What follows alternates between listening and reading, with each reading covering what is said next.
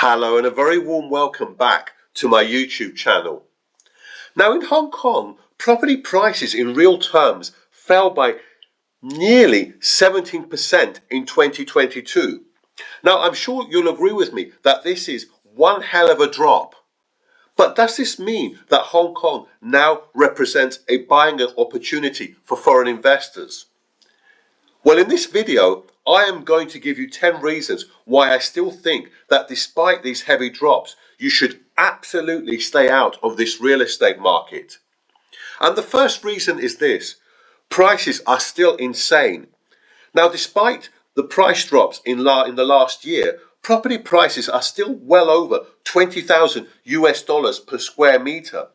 And in the center, nearer 30,000 US dollars per square meter on average. And if you were to consider Hong Kong as a country, it is the most expensive country in the world to buy property. Now, if you consider it a city, it is the second most expensive in the world after Monaco. Number 2, affordability index. Now, when it comes to price-income ratio, Hong Kong is just about the worst place in the world to buy property. Now, the only major cities which vie for this position with Hong Kong are Beijing and Shanghai. And real incomes in Hong Kong have been stagnant over a number of years, while property in real terms from 2010 to 2022 went up by over 150%. So you can see really Hong Kong is really not a place to buy, because when I look at things like affordability index for the locals, it is still incredibly unaffordable despite these price drops. Point number 3, very low yields.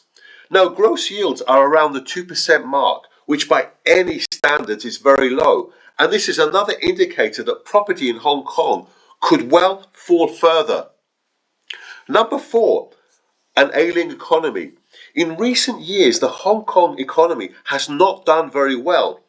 Even before the pandemic in 2019, GDP fell by 1.7%. And in 2020, the pandemic year, it fell by 6.5%.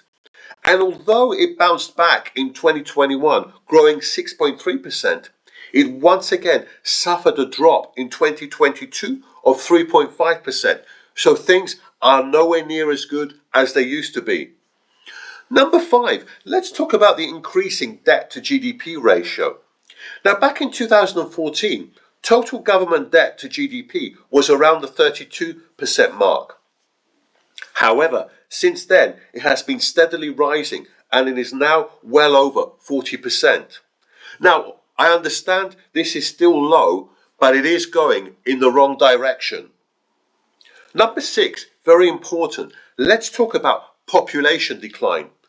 Now, Hong Kong's population is definitely on the decline. In 2022, figures released by the census showed that the population fell by 67,000. And this was the third successive year of decline and is obviously not good for real estate prices going forward.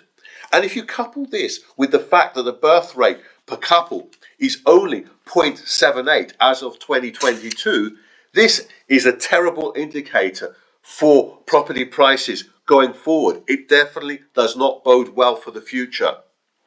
Number 7, the security law. Now, we all know about the security law and China's increasing influence on Hong Kong. And this has led to many people from Hong Kong trying to leave the country. Well over 150,000 Hong Kong residents have applied for the British National Visa Program. And countries like Australia and Canada are also making it easier for people from Hong Kong to emigrate. Now, many of these people emigrating are bankers, lawyers, doctors, and other professionals. And this is bound to hit the economy going forward when these professionals decide to leave the country. And it also makes, I think, Hong Kong less of an international hub. Number 8, the purchase costs are absurd in Hong Kong if you're a non-resident foreigner. You will have to pay 15% ad valorem stamp duty and 15% buyer stamp duty, which will add at least 30% to purchase costs. I'll repeat that, 30% to purchase costs. So if you're buying a property for 1 million US dollars, and really 1 million US dollars isn't exactly excessive in Hong Kong, you're going to have to add 300,000 US dollars purchase cost at least onto that. So your property will have to go up by 30% to make up for this.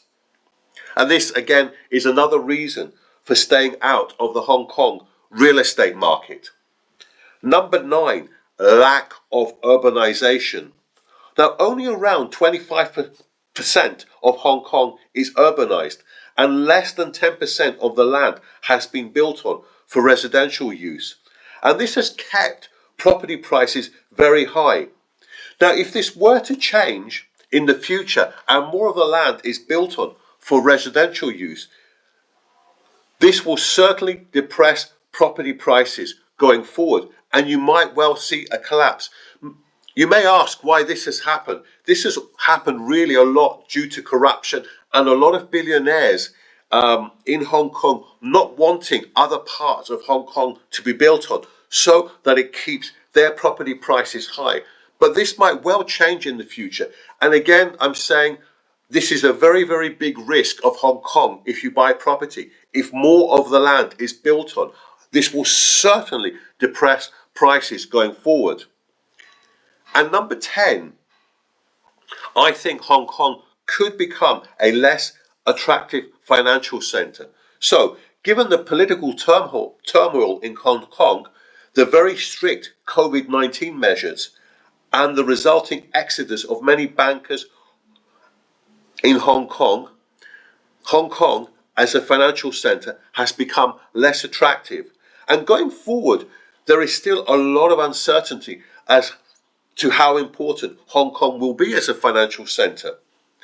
I think what could happen is that Shanghai may become the main financial centre in Asia. And if this were to happen, property prices, I think, in Hong Kong would take a further hit. Now, I'd love to know your thoughts. I think, although property prices have dropped, and a lot of people will tell you that there is now an opportunity to go into this market, I couldn't disagree more. I still think there are so many of these factors that could really make property prices drop further. And again, I will repeat, the financial centre is such a big part of Hong Kong. And if this were to change, this will have really big repercussions for the property market. Anyway, those are my thoughts. I'd love to know your thoughts. Please comment below. Thanks ever so much for watching, and I shall see you soon on the next video.